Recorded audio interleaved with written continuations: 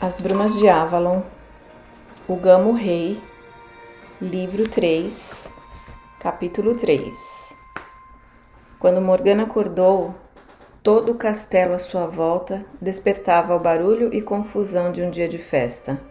Pentecoste. No pátio, onde flutuavam bandeiras e as pessoas entravam e saíam dos portões, os servos preparavam as liças para os jogos. Os pavilhões eram montados por toda a área de Camelot e nas encostas do morro, como flores estranhas e belas. Não havia tempo para sonhos e visões. Gwenhyfar mandou chamá-la para que lhe fizesse o penteado.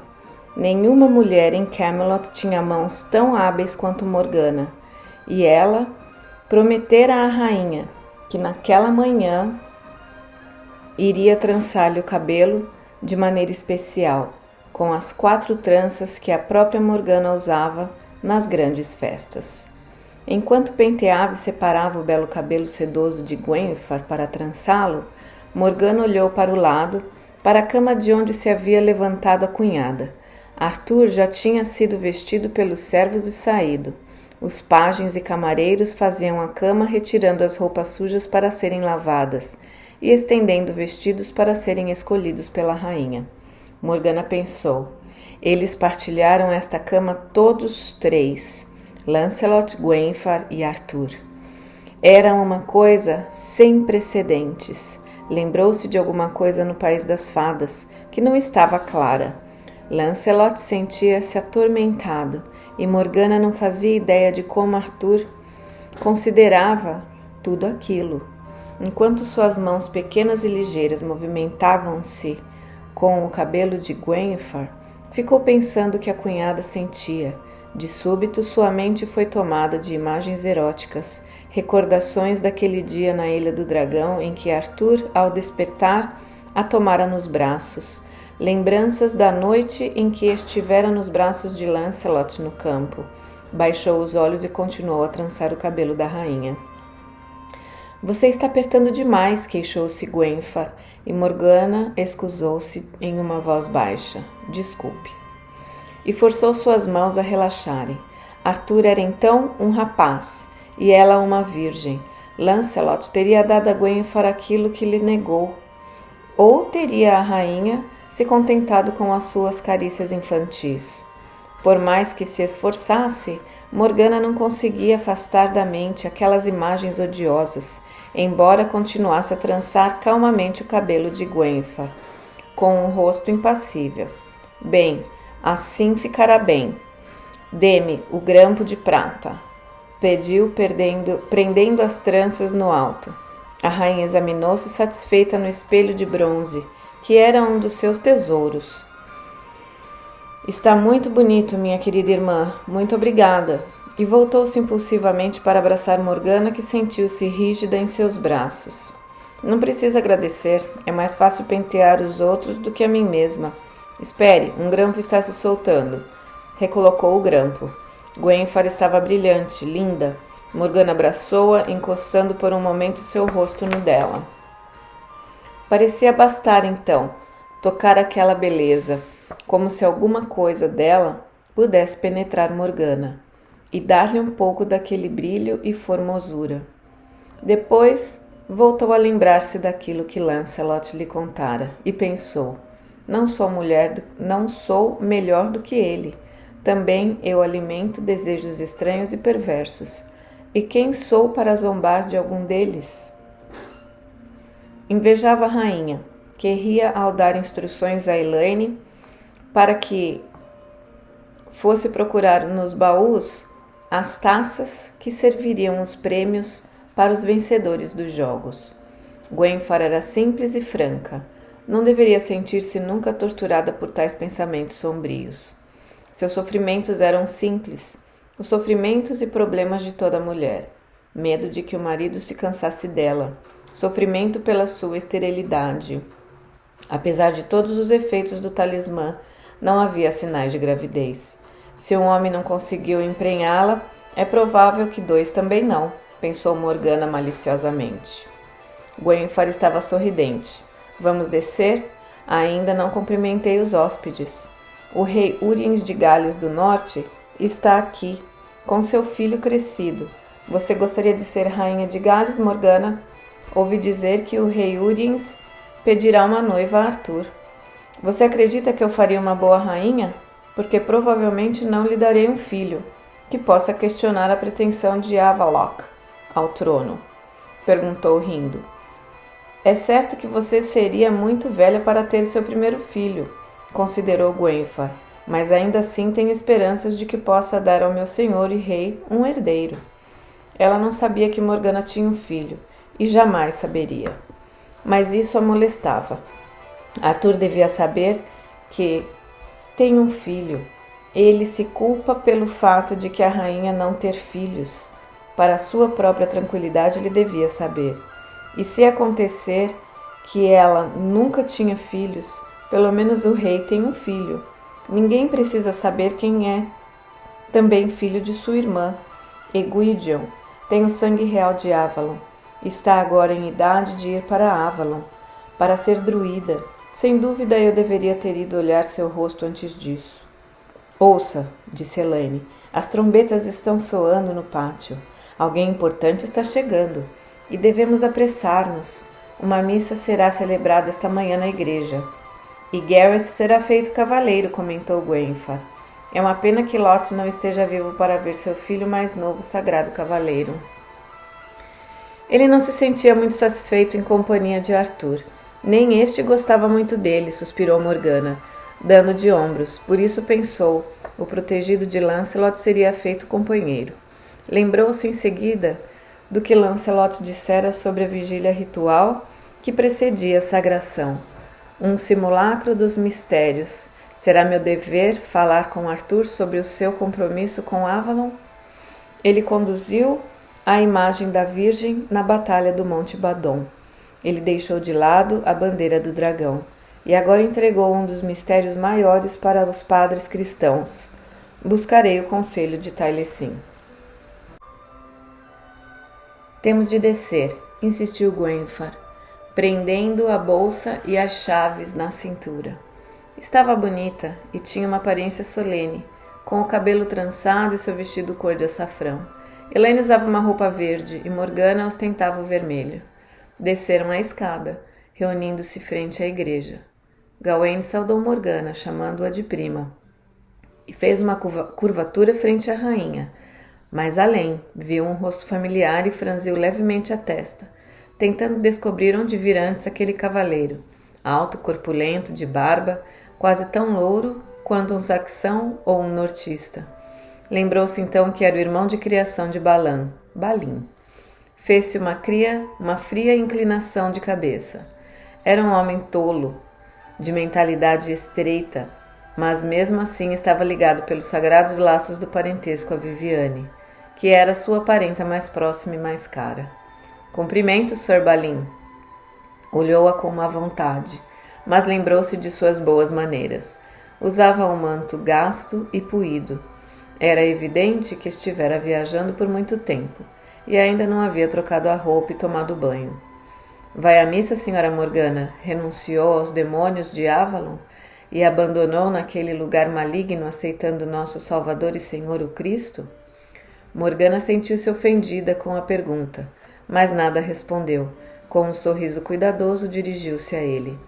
Vou à missa para ver o nosso parente Gareth ser feito cavaleiro. Como esperava, essa observação mudou a direção dos pensamentos de Balin. O irmão menor de Gawain, Balan, e eu o conhecíamos menos do que os outros. É difícil acreditar que já seja um homem. Para mim será sempre aquele menininho que assustou os cavalos no casamento de Arthur e quase provocou a morte de Galahad. Morgana lembrou-se de que era esse o verdadeiro nome de Lancelot, e sem dúvida o religioso Balin era orgulhoso demais para usar qualquer outro.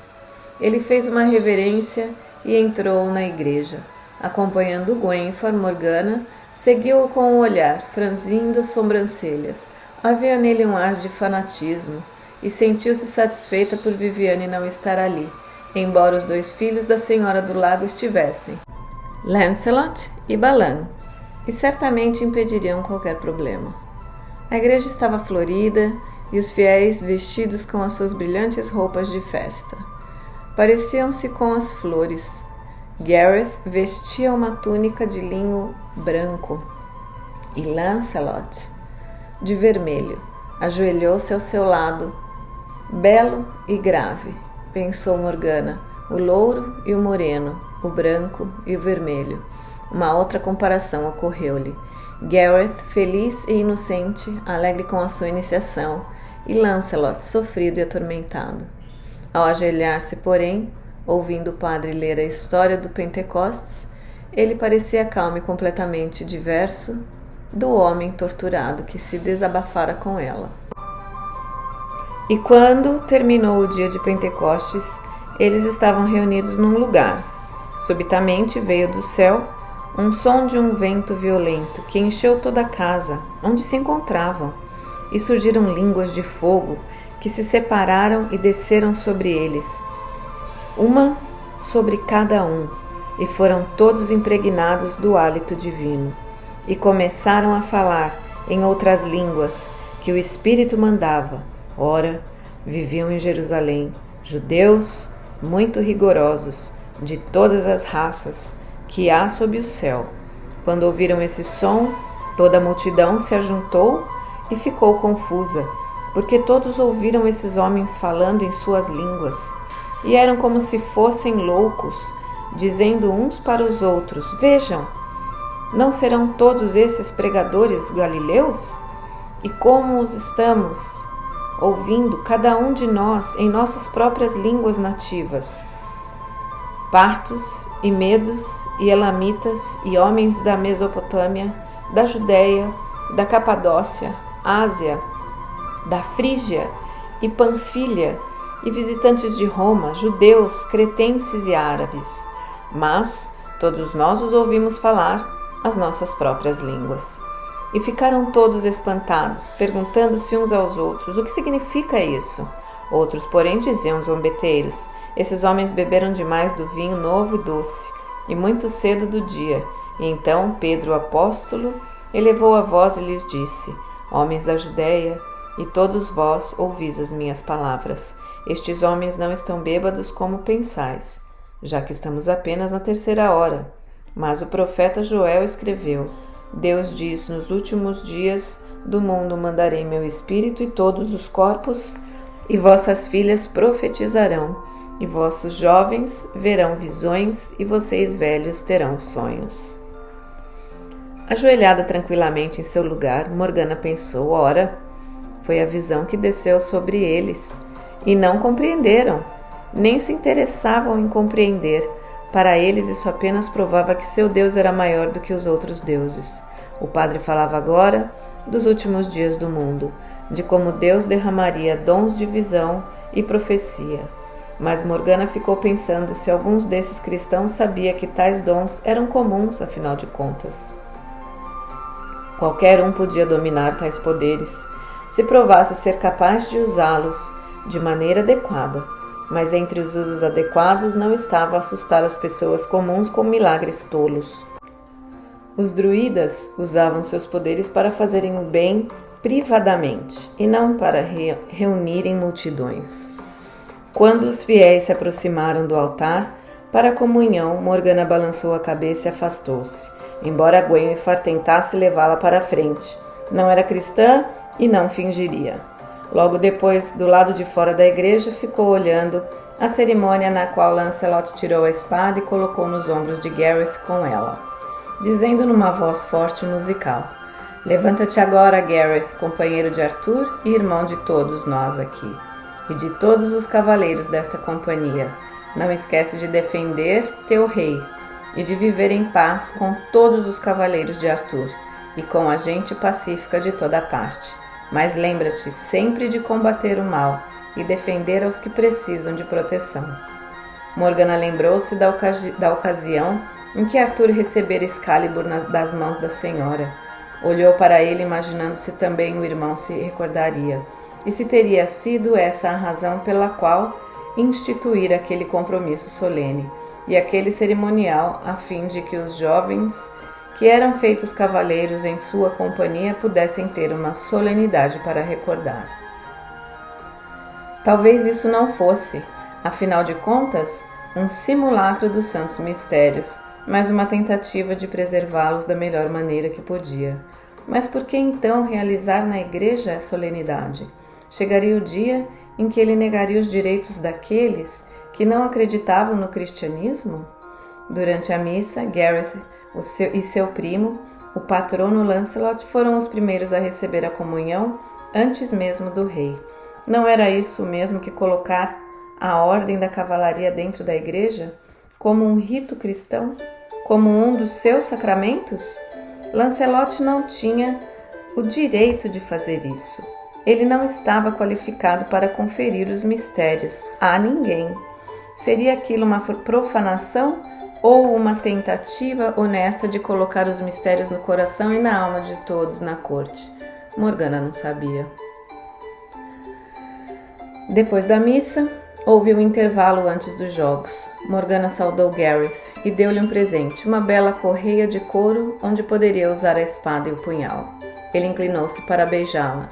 Ah, como você cresceu! Duvido que sua mãe o reconhecesse.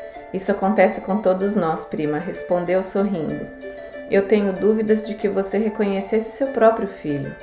Foi então cercado pelos outros cavaleiros que se acotovelavam e se comprimiam para cumprimentá-lo. Arthur apertou-lhe a mão e falou-lhe de um modo que o deixou radiante. Morgana viu que estava sendo muito observada por Gwenhwyfar. Morgana, o que foi que Gareth disse? Seu filho? Morgana respondeu secamente. Se nunca lhe disse, cunhada, é porque respeito a sua religião. Eu tive um filho para a deusa nos ritos de Beltane. Está sendo criado na corte de Lot. Não o vejo desde que foi desmamado. Está satisfeita? Ou espalhará meu segredo por toda parte? Não, disse Gwenhwyfar empalidecendo. Que desgraça para você, ter sido separada de seu filho. Sinto muito, Morgana, e não direi a ninguém, nem mesmo a Arthur.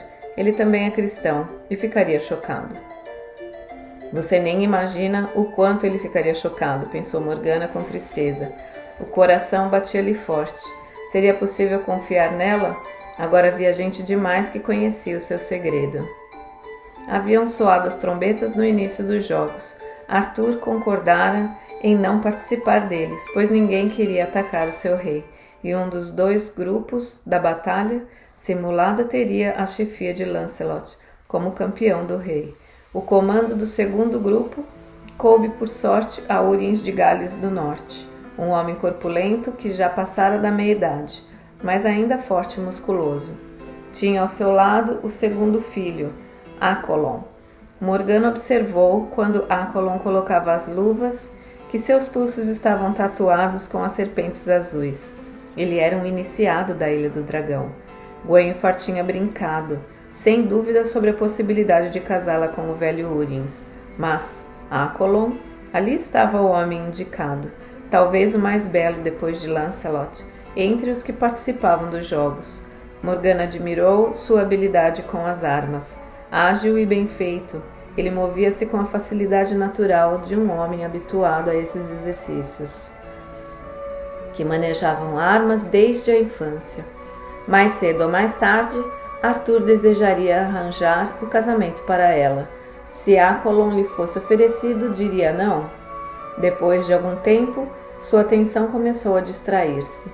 A maioria das outras mulheres haviam perdido interesse há muito nas disputas e estavam conversando sobre proezas de que tinham ouvido falar. Outras jogavam dados em seus pavilhões, enquanto outras ainda seguiam o torneio com animação, tendo apostado fitas, grampos ou pequenas moedas em seus maridos, irmãos ou namorados. Não vale a pena apostar, disse uma delas descontente. Todos sabemos que Lancelot vencerá, como sempre. Você está querendo dizer que ele vence injustamente? Perguntou Elaine, com um ar de ressentimento, ao que a mulher estranha respondeu. De modo algum, mas sou de opinião que nesses jogos ele devia ficar de fora, já que ninguém pode enfrentá-lo. Morgana riu. Viu o jovem Gareth, irmão de Gawain, derrubá-lo, e ele não se aborreceu. Mas, se você quiser, aposto uma fita de seda vermelha como Accolon ganhará um prêmio. mesmo que seja enfrentando Lancelot. De acordo, concordou a mulher, e Morgana levantou-se. Não gosto de ficar vendo os homens brigarem por esporte. Já houve briga suficiente, e estou cansada até mesmo de ouvir falar nisso. Fez um aceno a Gwenfor. Irmã, posso voltar ao castelo e ver se está tudo em ordem para o banquete? Gwenfor assentiu, e ela, passando por trás das cadeiras, dirigiu-se para o pátio principal. Os grandes portões estavam abertos, e guardados apenas pelos poucos que não queriam ver o certame. Morgana começou a andar de volta para o castelo, mas uma intuição que nunca pôde explicar levou-a de volta aos portões, e a observar 2 cavaleiros que se aproximavam e chegavam tarde para as primeiras festividades. Quando se aproximaram, sentiu a pele arrepiar-se num presságio. Ao chegarem junto aos portões, começou a correr chorando. Viviane! Gritou e depois parou, receosa de lançar-se aos braços de sua tia. Em lugar disso, ajoelhou-se no chão, poeirento, e inclinou a cabeça. A voz doce e familiar inalterada, tal como havia ouvido em sonhos, disse gentilmente: Morgana, minha filha querida, é você. Como ansiei por encontrá-la durante todos esses anos. Vamos, vamos, minha cara. Você nunca precisa ajoelhar-se para mim. Morgana levantou o rosto, mas tremia demais para poder erguer-se. Viviane, com a face envolta nos véus cinzentos, inclinou-se para ela, estendendo a mão, que ela beijou. Em seguida, puxou-a para um abraço. Querida, há quanto tempo? Disse enquanto a sobrinha lutava inutilmente para conter o pranto. Andava tão preocupada com você. Continuou apertando-lhe a mão enquanto caminhavam para a entrada. De tempos em tempos eu a via no poço, mas estou velha, só raramente posso recorrer à visão. Mas sabia que estava viva, que não morreu de parto, nem além-mar. Estava ansiosa para olhá-la nos olhos, minha pequena. Tinha a voz terna como se nunca houvesse surgido entre elas o desentendimento, e Morgana sentiu-se tomada pela antiga afeição. Todos estão nos jogos agora. O filho mais novo de Morgause foi feito cavaleiro e companheiro esta manhã. Eu acho que sabia que você estava chegando, e lembrou-se da visão que tivera na noite passada. Sim, realmente sabia. Por que veio, mãe? Você deve ter sabido que Arthur traiu Avalon, explicou Viviane. Kevin falou-lhe em meu nome, sem resultados. Por isso vim, para exigir justiça. Em nome de Arthur, os reis vassalos estão proibindo os velhos cultos, os bosques sagrados foram profanados, até mesmo na terra governada pela rainha de Arthur, por herança, e ele nada fez. Gwenfor é muito cristã, murmurou Morgana, e sentiu que seus lábios contraíram-se num rito de desprezo. Tão carola, e apesar disso, deitava-se com o primo do marido, com a aprovação do rei, também excessivamente carola. Mas uma sacerdotisa de Avalon não espalhava segredos de alcova que tivessem chegado ao seu conhecimento. Mas Viviane pareceu ler seus pensamentos, pois disse: Não, Morgana, mas poderá haver um momento em que, se eu conhecesse algum segredo de Arthur, poderia forçá-lo a cumprir o que jurou fazer. Eu tenho uma arma dessas realmente, mas para proteger você, não a usarei à frente da corte. Diga-me, olhou em volta. Não, não falemos aqui. Leve-me para onde possamos conversar em segredo. E eu possa lavar e preparar-me para comparecer diante de Arthur em sua grande festa. Morgana levou-a para o seu próprio quarto, que partilhava com as damas de Gwenfor, que naquele momento estavam todas nos jogos. Também os servos haviam desaparecido, e ela mesma teve de providenciar água para o banho de Viviane, vinho para que ela se refrescasse e ajudá-la a tirar as roupas empoeiradas da viagem. Viu seu filho no reino de Lot, disse Viviane. Kevin me contou. Sentiu no coração a velha dor. Então Viviane havia, afinal de contas, conseguido o que queria, um filho das 2 linhagens reais para Avalon. Você vai então fazer dele um druida para Avalon? É muito cedo para saber o que ele traz em si. Receio que o tenhamos deixado por muito tempo entregue a Morgause. De qualquer modo, porém, ele deve ser criado em Avalon. e fiel aos velhos deuses, de modo que se Arthur não cumprir o seu juramento, podemos lembrar-lhe de que há um menino com o sangue do Pedragon para substituí-lo. Não toleraremos um rei que se transforme em apóstata e tirano, que imponha aquele Deus dos escravos e do pecado e da vergonha ao nosso povo. Nós que colocamos no trono de Uther, podemos derrubá-lo, se necessário, e com mais facilidade ainda, se houver alguém da velha linhagem real de Avalon, um filho da deusa, para tomar o lugar dele. Arthur é um bom rei, mas, se for preciso, eu farei isso. A deusa é quem comanda meus atos. Morgana estremeceu. Seria o seu filho um instrumento de morte ao próprio pai? Afastou resolutamente o rosto dessa visão. Não creio que Arthur falte a palavra com Avalon. Que a deusa permita que não, respondeu Viviane. E mesmo assim os cristãos não aceitarão um filho gerado naquele rito. Devemos conservar para Gwydion um lugar perto do trono, para que ele possa ser o herdeiro do pai. E um dia teremos novamente um rei vindo de Avalon. Os cristãos julgariam que o seu filho, Morgana, nasceu do pecado ante a deusa, porém ele tem o mais puro de todos os sangues reais, pois tanto o pai como a mãe nasceram da linhagem dela, a linhagem sagrada. E ele tem de pensar assim: não pode ser contaminado pelos padres, que lhe dirão que a sua concepção e seu nascimento são vergonhosos. Olhou Morgana diretamente nos olhos. Você ainda julga que é uma vergonha? Você sempre pôde ler o meu coração, tia, respondeu baixando a cabeça. A culpa é de Igraine, e minha também, por tê-la deixado durante 7 anos na corte de Uther. No dia em que soube que você tinha nascido para ser sacerdotisa, deveria tê-la tirado de lá. Você é uma sacerdotisa de Avalon, minha filha querida. Por que não voltou mais? Viviane começou a pentear seus longos cabelos, esbranquecidos, que lhe caíam pelo rosto, e Morgana murmurou enquanto as lágrimas forçavam seus olhos semicerrados. Não posso, Viviane. Tentei, não encontrei o caminho. Toda a humilhação e vergonha disso desabaram sobre ela, e Morgana chorou. Viviane pôs de lado o pente e abraçou a sobrinha, embalando-a como uma criança pequena. Minha querida, minha filhinha, não chore, não chore. Se eu soubesse, eu teria vindo buscá-la. Não chore agora. Eu mesma a levarei de volta. Iremos juntas, depois que eu tiver interpelado Arthur.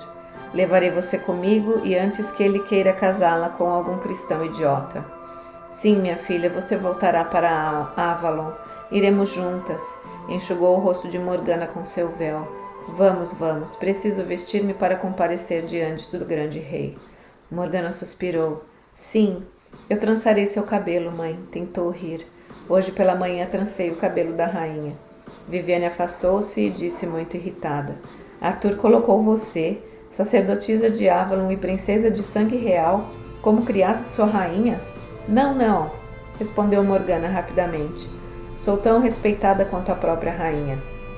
Fiz o cabelo de Gwenfar hoje por amizade. Ela também faz o meu, ou dá laços no meu vestido como 2 irmãs. Eu não toleraria vê-la rebaixada. E Viviane suspirou de alívio. Você é a mãe do filho de Arthur. Ele tem de aprender a honrá-la como tal, e também a filha de Leodogans. Não, exclamou Morgana. Não, imploro-lhe. Arthur não deve saber, pelo menos não deve saber na frente de toda a corte. Ouça, mãe, toda essa gente é cristã. Você quer envergonhar-me na frente de todos eles? Eles têm de aprender a não se envergonhar das coisas sagradas, respondeu Viviane implacável. Mas os cristãos têm poder em toda esta terra. Não podemos mudar-lhe a maneira de pensar com umas poucas palavras. Ficou pensando se a idade diminuir a capacidade de raciocínio de Viviane. Era simplesmente impossível proclamar que as velhas leis de Avalon voltavam a impedir, e que 200 anos de cristianismo deviam ser esquecidos. Os padres a expulsariam da corte como louca, e tudo continuaria inalterado. Viviane devia ter bastante experiência para saber de tudo isso, e na verdade ela sacudiu a cabeça e admitiu. Você tem razão, devemos agir com cautela. Mas, pelo menos, temos de lembrar a Arthur a sua promessa de proteger Avalon, e falarei com ele em segredo, algum dia, sobre seu filho. Não podemos proclamar isso em voz alta entre os ignorantes. Morgana ajudou Viviane a pentear-se e vestir-se com as roupas solenes de uma sacerdotisa de Avalon, preparada para grandes cerimoniais. Pouco depois, ouviram ruídos que revelavam o término dos jogos. Sem dúvida, os prêmios seriam entregues no salão durante o banquete.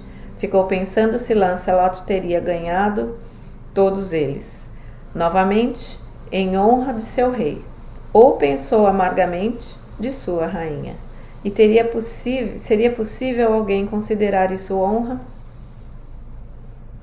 Você voltará comigo para Avalon, minha filha? Perguntou Viviane, segurando-lhe delicadamente a mão enquanto deixavam no quarto. Se Arthur deixar... Morgana, você é uma sacerdotisa de Avalon e não precisa pedir licença nem mesmo ao grande rei para movimentar-se como quiser. Um grande rei é chefe na batalha. Ele não é dono da vida de seus súditos, nem mesmo dos reis vassalos, como se fosse um desses tiranos orientais que se julgam donos do mundo e da vida de todos os homens e mulheres. Eu lhe direi que preciso de você em Avalon, e veremos o que ele responderá. Morgana sentiu-se sufocar com as lágrimas não derramadas. Ah, voltar para Avalon, ir para casa. Mas mesmo ao segurar a mão de Viviane, não podia acreditar que realmente voltaria. Mais tarde, Morgana diria: eu sabia, e reconheceria o desespero e a intuição que sentia ao ouvir tais palavras. Porém, naquele momento, pensava apenas que era medo. A sensação de não ser digna de voltar para aquilo que abandonara. Desceram então para o grande salão de Arthur, para o banquete de Pentecostes. Camelot brilhava de uma forma que Morgana nunca tinha visto e talvez nunca voltaria a ver. A grande tábua redonda, o presente de casamento de Leodragons, fora instalada num salão digno de sua majestade, todo decorado de sedas e bandeiras. Uma disposição hábil fazia com que todos os olhos se voltassem para Arthur, sentado no grande trono, no extremo mais distante do salão. Convidara Gareth a sentar-se ao seu lado, e ao lado da rainha, e todos os cavaleiros e companheiros estavam reunidos em círculos com suas melhores roupas, as armas brilhando, as mulheres usando trajes coloridos com flores. Um atrás do outro, os reis menores vieram ajoelhar-se diante de Arthur e oferecer-lhe presentes. Morgana observou o rosto do irmão grave, solene e delicado. Olhou depois para Viviane, que sem dúvida teria percebido o desenvolvimento de Arthur, transformado num bom rei que não podia ser julgado apressadamente, nem mesmo por Avalon ou pelos druidas. Mas quem era ela para pensar o que estavam em causa entre Arthur e Avalon? Sentiu o velho tremor da aversão, como nos dias antigos de Avalon, quando estava aprendendo a abrir a mente para a visão, que a utilizaria como seu instrumento, e viu-se desejar, sem compreender por que Viviane estivesse a 100 léguas dali. Olhou para os companheiros, Gawain, cabelos vermelhos e forte como um bulldog, sorrindo para seu irmão que acabava de ser feito cavaleiro, Gareth brilhando com um ouro recém-fundido, Lancelot moreno e belo. Parecia um pouco distraído, como se os seus pensamentos estivessem do outro lado do mundo. Pellinor grisalho e gentil, assistido por sua filha Elaine. E então alguém que não era um dos companheiros aproximou-se do trono de Arthur. Morgana nunca o vira antes, mas notou que Gwenhwyfar o reconhecia e manifestou desagrado. Sou o único filho vivo do rei Leodegrance, disse o estranho, e irmão de vossa rainha Arthur. Exijo que minha reivindicação do país do verão seja reconhecida. Você não pode fazer exigências a essa corte, Melegrant, respondeu Arthur suavemente. Examinarei seu pedido, aconselhando-me com minha rainha, e pode ser que consinta em nomeá-lo regente, em nome dela, mas não posso tomar uma decisão agora. Pois então talvez eu não espere pela vossa decisão, gritou Melegrant. Era um homem corpulento que se apresentava não só como a espada e o punhal, mas também com um grande machado de bronze, usado nas batalhas. Estava vestido de pele mal curtidas e parecia tão selvagem e sinistro quanto um bandido saxão. Seus 2 acompanhantes pareciam ainda mais selvagens do que ele. Sou o único filho vivo de Leodegrance. Gwenfar inclinou-se para Arthur e murmurou-lhe alguma coisa. O rei dirigiu-se então a Meleagran. A rainha me diz que seu pai sempre negou ter qualquer parentesco com você, mas pode ter a certeza de que examinaremos a questão, e se as suas pretensões forem justificadas, serão atendidas. No momento, Sir Meleagran, peço-lhe que confie na minha justiça e participe das festividades. Trataremos do assunto com os nossos conselheiros e faremos justiça.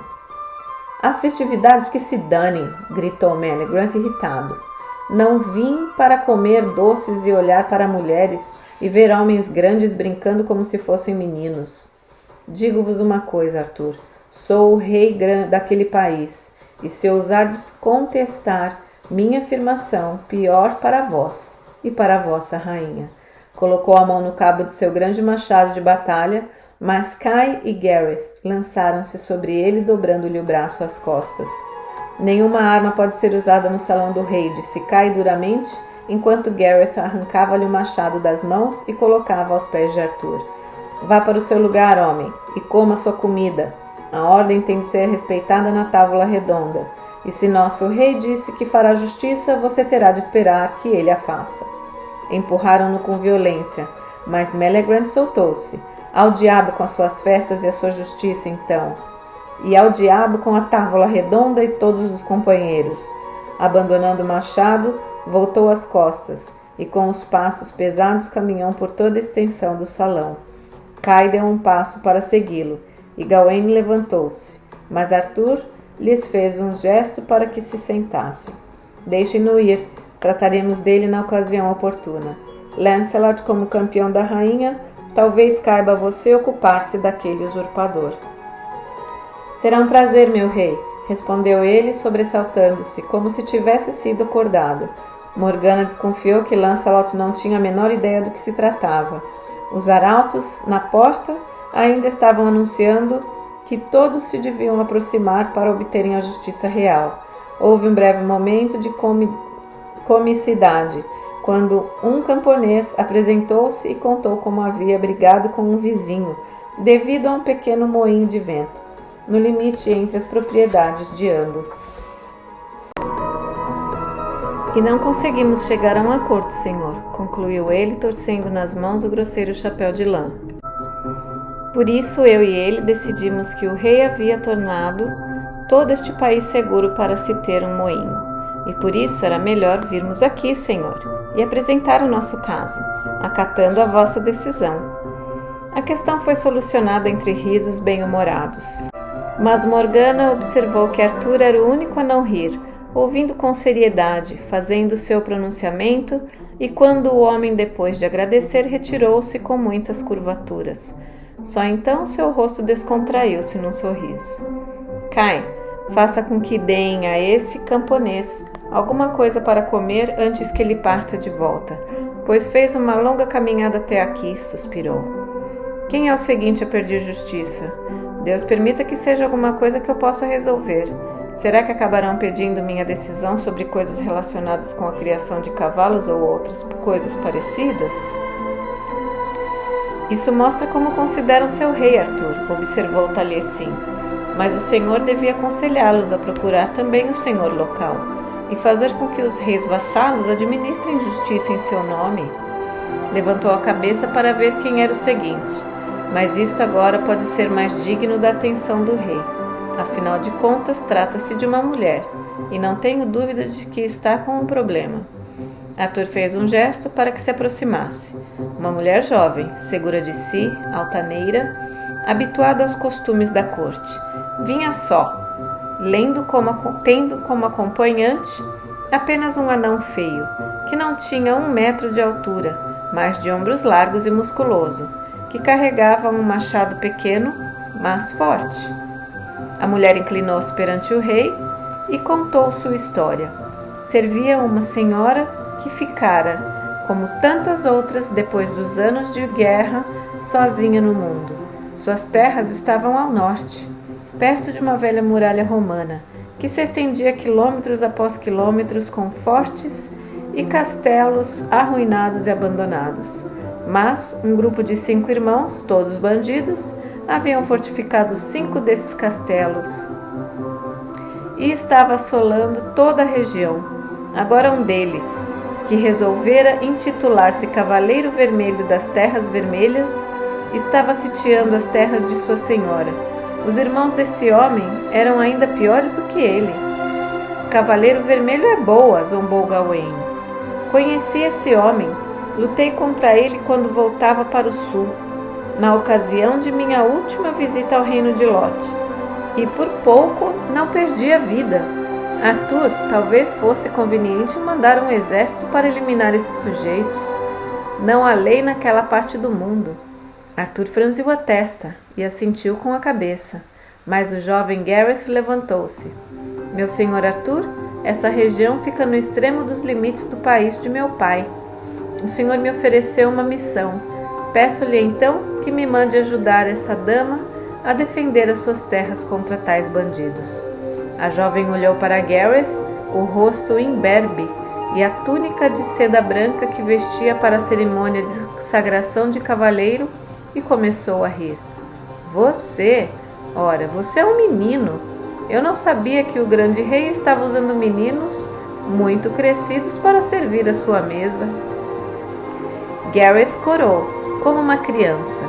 Ele na realidade entregara ao rei uma taça, serviço que os meninos bem-nascidos criados na corte desempenhavam em todas as grandes festas. Gareth esquecera-se de que já não era mais sua função, e Arthur, que gostava do rapaz, nada dissera.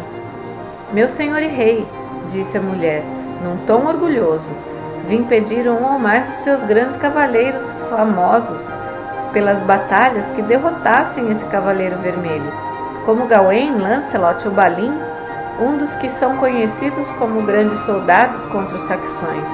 Permitireis que um menino de vossa cozinha zombe de mim, senhor? Meu companheiro Gareth não é nenhum menino de cozinha, senhora. É irmão do Sr. Gawain e promete ser um cavaleiro tão bom quanto seu irmão ou melhor. Eu realmente prometi confiar-lhe a primeira missão honrosa que aparecesse e mandá-lo-ei com a senhora. Gareth, disse Arthur delicadamente, encarrego-o de acompanhar esta moça, protegê-la contra os perigos da estrada e, quando chegar às terras dela, ajudar a senhora a organizar a defesa contra tais bandidos. Se precisar de ajuda, mande-me um mensageiro, mas sem dúvida ela dispõe de homens capazes de lutar, que precisam apenas de alguém que conheça o trato das armas e a estratégia. E isso você aprendeu com Caio e Gawain. Senhora, ofereço-lhe um bom soldado para ajudá-la. A moça não ousou responder ao rei, mas lançou um furioso olhar de desprezo para Gareth. E este disse formalmente, obrigada, meu senhor Arthur. Farei com que os bandidos que estão agitando aquelas terras tremam diante de Deus. Fez uma inclinação ao rei, voltando-se em seguida para a moça, que lhe deu as costas e saiu apressadamente do salão. Ele ainda é jovem para tudo isso, senhor, observou Lancelot em voz baixa. Não devia mandar Balan ou Balin, ou alguém com mais experiência? Realmente acredito que Gareth pode sair-se bem, respondeu Arthur, sacudindo negativamente a cabeça. E prefiro não favorecer a nenhum dos meus companheiros. Deve bastar à senhora em questão saber que um deles vai ajudar a sua gente. Arthur recostou-se na cadeira e fez um gesto a Kai para que servisse seu prato. Distribuir justiça é trabalho que dá fome a outros. Há mais um, meu senhor Arthur, anunciou Viviane, com voz tranquila, erguendo-se do lugar que ocupava entre as damas da rainha. Morgana começou a levantar-se para acompanhá-la, mas Viviane conteve-a com um gesto.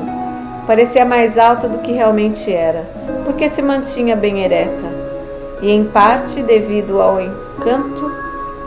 encanto de Avalon.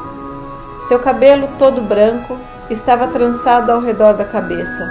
Da cintura pendia-lhe a pequena faca em forma de meia-lua, o punhal da sacerdotisa, e na testa a marca da deusa, a brilhante lua crescente. Arthur olhou-a, surpreso por um momento. Depois, reconhecendo-a, fez um gesto para que se aproximasse.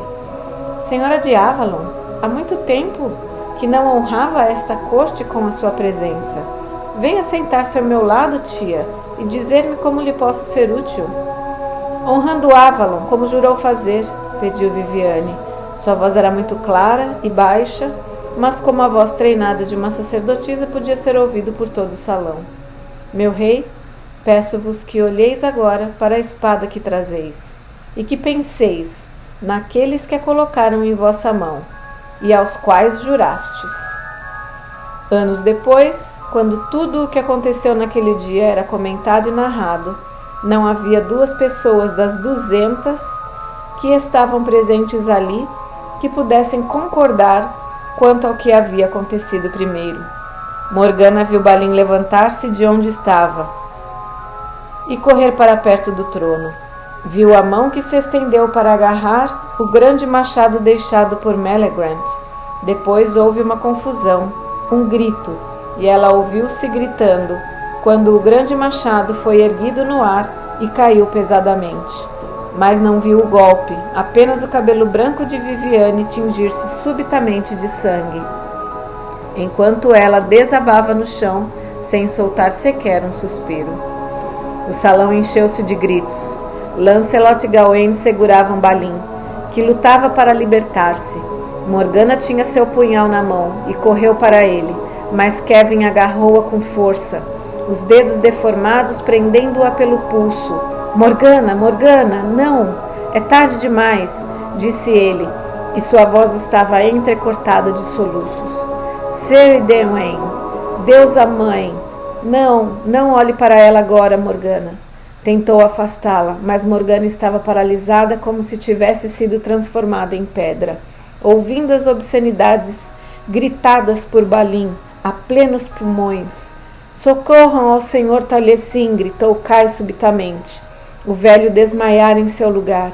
Kai inclinou-se e levantou-o, murmurando um pedido de desculpas a Arthur. Agarrou a taça do rei e deu o vinho para que o velho bebesse. Kevin soltou Morgana e arrastou-se para junto do velho druida, inclinando-se sobre ele. Morgana pensou, devo ir socorrê-lo, mas seus pés pareciam congelados no chão, incapazes de um único passo. Ficou olhando para o velho desmaiado, a fim de não ter de olhar para aquela horrível poça de sangue no chão, que molhava as roupas e o cabelo, e o longo manto. No último instante, Viviane havia agarrado seu pequeno punhal. Tinha a mão sobre ele, agora manchada do seu próprio sangue. Havia tanto sangue, tanto! O crânio tinha sido aberto ao meio, e havia sangue, sobre o trono derramado como a de um animal sacrificado, ali, ao pé do trono de Arthur. Arthur finalmente recuperou a voz. Desgraçado! Disse roucamente. O que fez você? Um assassinato, a sangue frio, ante o próprio trono de seu rei. Assassinato? Gritou Balin numa voz áspera. Sim, ela era a mais sinistra das assassinas neste reino. Merecia ser morta 2 vezes. Livrei o seu reino de uma feiticeira maligna, meu rei. Arthur parecia dominado, mais pela raiva do que pelo sofrimento. A senhora do lago era minha amiga e minha benfeitora. Como ousa falar de minha tia nesses termos? Dela que me ajudou a conquistar o trono? Invoco o testemunho do senhor Lancelot de que ela provocou a morte de minha mãe, disse Balin, uma santa e piedosa senhora cristã de nome Priscila e mãe adotiva do seu irmão Balan. E ela matou minha mãe. Digo a todos que matou a minha mãe com as suas feitiçarias malignas. Seu rosto contorceu-se e ele começou a chorar como uma criança. Ela matou minha mãe e eu vinguei essa morte, como um cavaleiro deve fazer. Lancelot fechou os olhos horrorizado, o rosto contraído, mas sem chorar. Meu senhor Arthur, a vida deste homem me pertence. deixe que vingue aqui mesmo minha mãe. E a irmã de minha mãe, disse Gawain, e da minha, acrescentou Gaheris. A imobilidade de Morgana rompeu-se e ela gritou: Não, Arthur, deixe que dê cabo dele. Ele matou a Senhora do Lago, ante o seu trono. Deixe que uma mulher de Avalon vingue o sangue de Avalon. Veja como o Sr. Taliesin está abalado. É como se esse homem tivesse matado também o nosso avô. Irmã, irmã, pediu Arthur, estendendo as mãos para Morgana. Não, não, irmã, dê-me o seu punhal. Morgana continuava a sacudir a cabeça, com o punhal ainda na mão. Taliesin ergueu-se de repente e tomou-o com as suas próprias mãos trêmulas. Não, Morgana, que não corra mais sangue aqui. A deusa sabe que já basta. O sangue dela foi derramado como um sacrifício a Avalon neste salão. Sacrifício? Sim, um sacrifício a Deus, tal como Deus dizimará todas essas feiticeiras malignas e seus deuses, gritou Balin como louco. Deixe-me acabar também com essa outra, meu senhor, limpar a corte de todas essas feiticeiras malignas. Lutava tão violentamente que Lancelot e Gawain mal podiam contê-lo, e fizeram um sinal para Kai que os ajudou a fazer Balin ajoelhar-se, ainda se contorcendo frente ao trono. Silêncio! Gritou Lancelot, torcendo-lhe a cabeça. Aviso-lhe, se encostas um dedo em Morgana ou no Merlin, corto-lhe a cabeça, com ou sem ordem de Arthur. Sim, meu senhor, e depois morro às suas mãos se assim o desejar. Tinha o rosto contorcido pela angústia e pelo desespero. Senhor meu rei, gritou ainda Balin, deixe-me acabar com todas essas feiticeiras e esses magos, em nome de Cristo, que eu os odeio tanto. Lancelot golpeou Balin violentamente na boca. Ele pareceu sufocar e calou-se, o sangue escorrendo do lábio ferido. Com licença, senhor, pediu Lancelot, tirando o rico manto que usava e cobrindo com ele o ensanguentado corpo de sua mãe. Arthur parecia respirar melhor, agora que o corpo tinha sido coberto. Só Morgana continuava a contemplar os olhos arregalados, aquela forma sem vida, agora coberta com o manto vermelho que Lancelot escolhera para o dia festivo.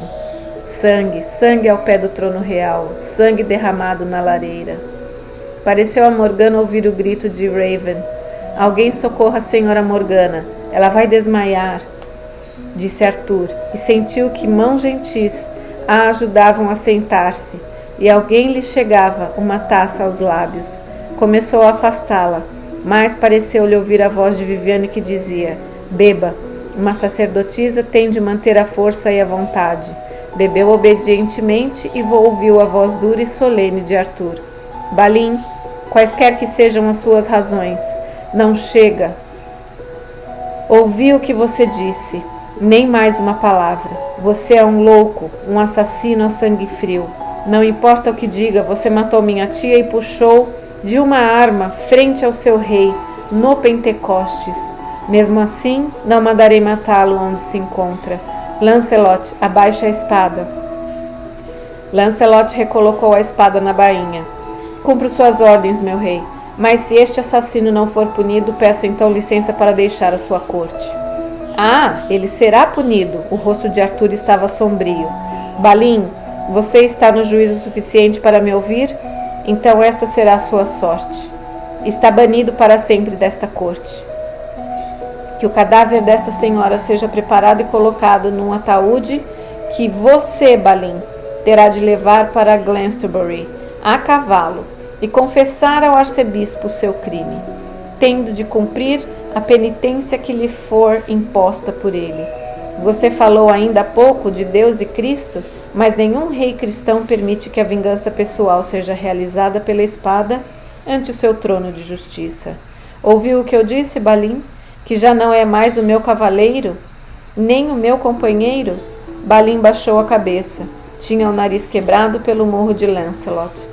O sangue corria-lhe da boca e falou com voz empastada e com um dente quebrado. Ouvi, meu senhor e rei, e irei. Ficou sentado com a cabeça baixa, enquanto Arthur fazia um gesto para os servos. Vamos, que alguém carregue o pobre corpo. Morgana soltou-se das mãos que a seguravam e ajoelhou-se ao lado de Viviane. Meu senhor, imploro que me deixe prepará-la para o funeral. E lutou para conter as lágrimas, que não ousava verter. Não era mais Viviane aquela coisa morta. A mão ainda como uma garra encolhida segurando o punhal curvo de Avalon. Retirou-o, beijou-o e colocou-o na sua própria cintura. Isso, e apenas isso, guardaria. Grande Mãe Misericordiosa, eu sabia que nunca poderíamos voltar juntos para Avalon. Não choraria. Sentiu que Lancelot estava ao seu lado murmurando. Graças a Deus, Balan não está aqui. Perder a mãe e o irmão de criação num momento de loucura. Mas se Balan estivesse aqui, talvez não tivesse acontecido. Haverá algum Deus ou alguma misericórdia? Morgana sofria com a angústia de Lancelot, que havia temido e odiado a mãe, mas que também a havia adorado como a própria face da deusa. Uma parte dela queria abraçar o primo, consolá-lo, fazer com que chorasse. Ao mesmo tempo, sentia também raiva. Ele desafiara sua mãe. Como ousava agora chorar por ela?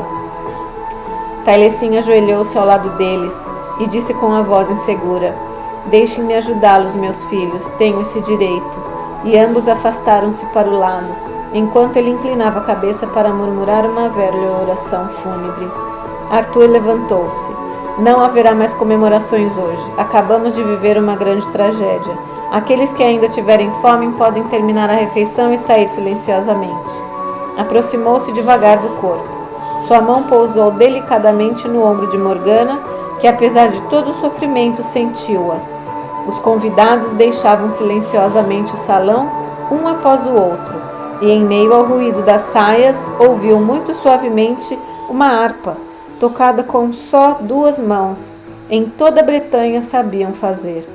Morgana deixou por fim as lágrimas correrem de seus olhos, ouvindo Kevin tocar a Nênia pela Senhora do Lago, ao som da qual Viviane, sacerdotisa de Avalon, foi lentamente retirada do grande salão de Camelot. Morgana, caminhando ao seu lado, voltou-se para olhar mais uma vez o grande salão e a távola redonda, e a solitária figura inclinada de Arthur, de pé sozinho ao lado do arpista, e em meio a todo o seu sofrimento e desespero ela pensou: Viviane não me chegou a transmitir a Arthur a mensagem de Avalon. Este é o salão de um rei cristão, e agora ninguém dirá o contrário, como Gwenfar se regozijaria se soubesse. Arthur tinha as mãos estendidas. Ela não sabia, talvez rezasse. Viu as serpentes tatuadas em seus pulsos e pensou no gamo novo e no rei recém-coroado, que a procurara com o sangue do gamo rei em suas mãos e rosto, e por um momento pareceu-lhe ouvir a voz zombeteira da rainha das fadas. E então, no silêncio, soavam apenas a harpa de Kevin e os soluços de Lancelot ao seu lado, enquanto levavam Viviane para o descanso. Morgana fala: Acompanhei o corpo de Viviane desde o grande salão da távola redonda, chorando pela segunda vez na vida, ao que me podia lembrar. Mais tarde, naquela mesma noite, tive uma discussão com Kevin. Ajudada pelas damas da rainha, preparei o corpo de Viviane para ser enterrado. Gwenfar mandou suas aias, linho, ervas e um manto de veludo, mas não apareceu pessoalmente. E foi bom. Uma sacerdotisa de Avalon deve ser preparada para o enterro por outra sacerdotisa. Eu sentia falta de minhas irmãs da Casa das Donzelas, mas, pelo menos, nenhum cristão tocaria no seu corpo. Quando terminou, Kevin veio ficar comigo para a vigília. Mandei Tailesin descansar. Tenho essa autoridade agora, como Merlin da Bretanha. Ele é muito velho, está fraco, e é um milagre que seu coração tenha resistido aos acontecimentos de hoje. Balin está calado agora, acrescentou. Creio que talvez saiba o que fez, mas é fora de dúvida que seu ato foi um acesso de loucura. Está pronto a acompanhar o corpo da Senhora do Lago a Glastonbury. e a cumprir as penitências determinadas pelo arcebispo. Olhei para ele, sentindo-me ultrajada. E você vai tolerar isso? Vai entregá-la às mãos da igreja? Não me importa o que aconteça com o assassino, mas Viviane deve ser levada para Avalon.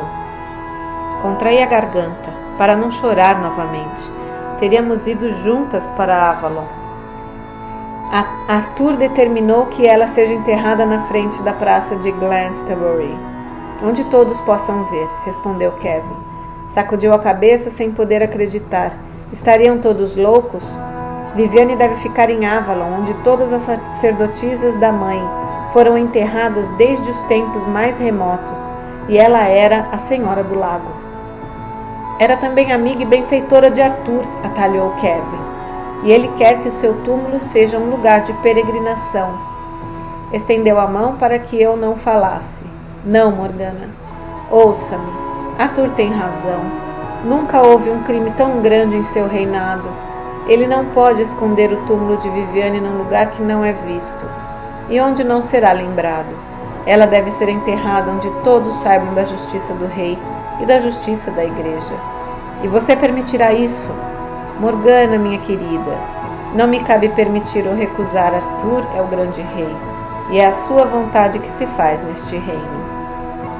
E Taliesin não diz nada? Ou será por isso que você mandou-o descansar, para que ele não interfira enquanto pratica essa blasfêmia? Com a conivência do rei, você deixará que Viviane seja enterrada com ritos cristãos, num funeral cristão? Ela que era Senhora do Lago, enterrada por essas mesmas pessoas que prendem o seu Deus dentro das paredes de pedra? Viviane escolheu-me para ser a Senhora do Lago, depois dela, e eu o proíbo. Ouviu bem? Eu o proíbo. Morgana, não, ouça-me. Viviane morreu sem indicar a sucessora. Você estava presente no dia em que ela declarou ter me escolhido, mas você não estava em Avalon quando ela morreu e renunciou àquele lugar, argumentou Kevin, e suas palavras caíram sobre minha cabeça como uma chuva fria, fazendo-me estremecer. Ele olhou para o ataúde em que o corpo de Viviane jazia coberto. Nada do que pudesse fazer conseguiria recompor-lhe o rosto, para que pudesse ser visto na morte. Viviane morreu sem ter indicado uma sucessora para o seu lugar. E, portanto, cabe a mim, como o Merlin da Bretanha, declarar o que será feito. E se esta é a vontade de Arthur, só a Senhora do Lago, e perdoe-me, minha querida, dizer-lhe isso, mas não há agora uma Senhora do Lago em Avalon. Poderia opor-se ao que digo. Acredito que o rei tem razão para agir assim. Viviane dedicou toda a sua vida em promover um reinado pacífico da lei neste país. Ela veio censurar Arthur por ter esquecido Avalon, exclamei desesperada.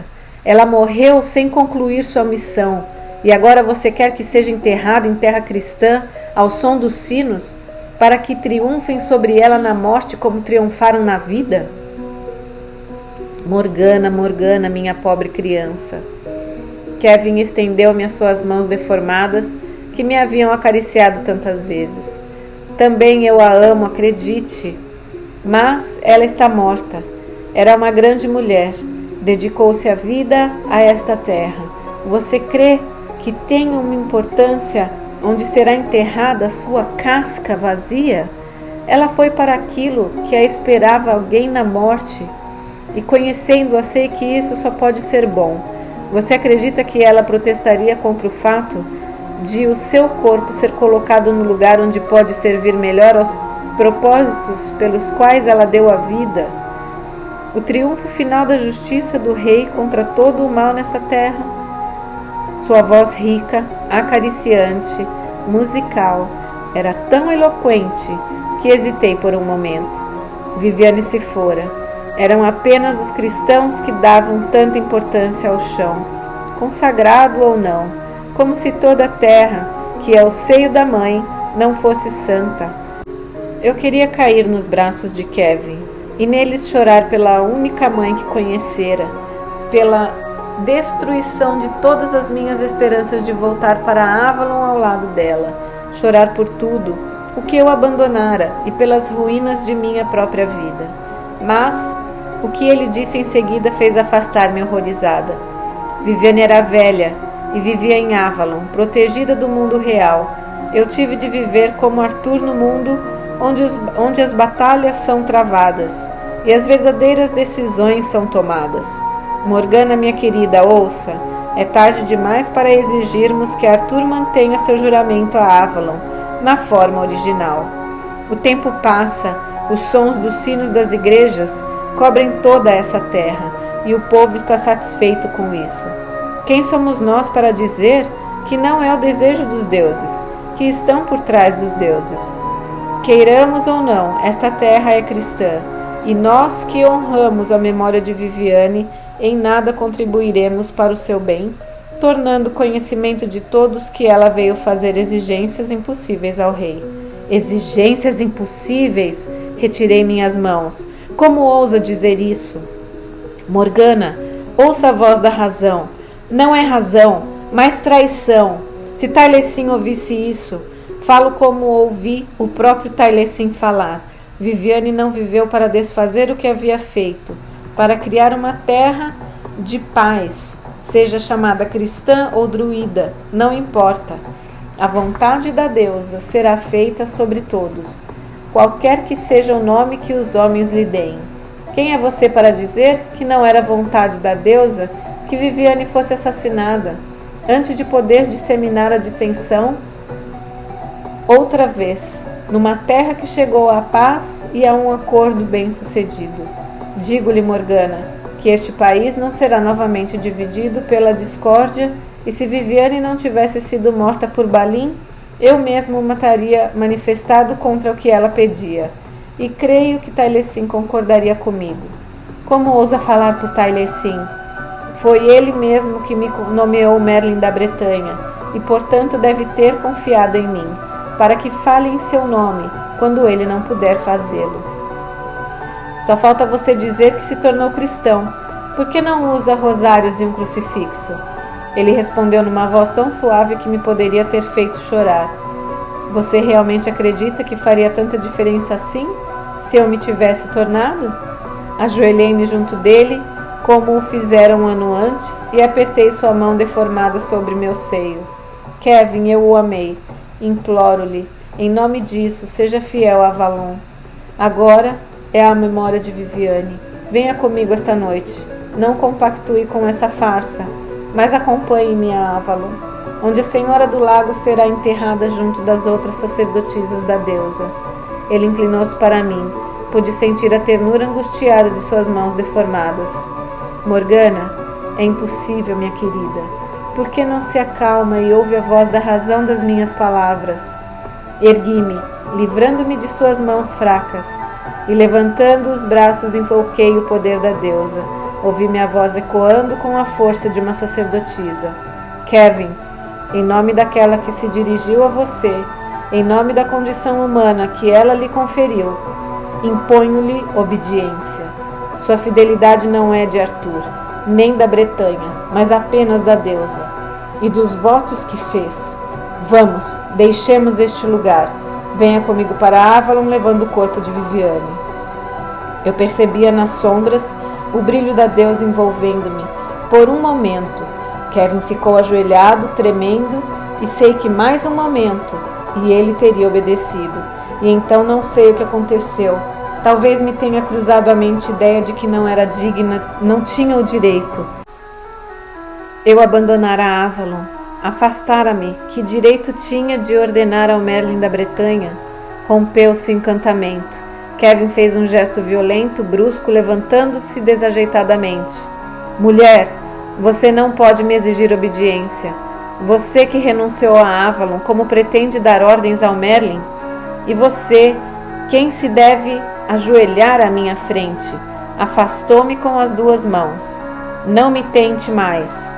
Voltou as costas e afastou-se, mancando, e as sombras faziam os movimentos estranhos e oscilantes na parede, enquanto ele se afastava.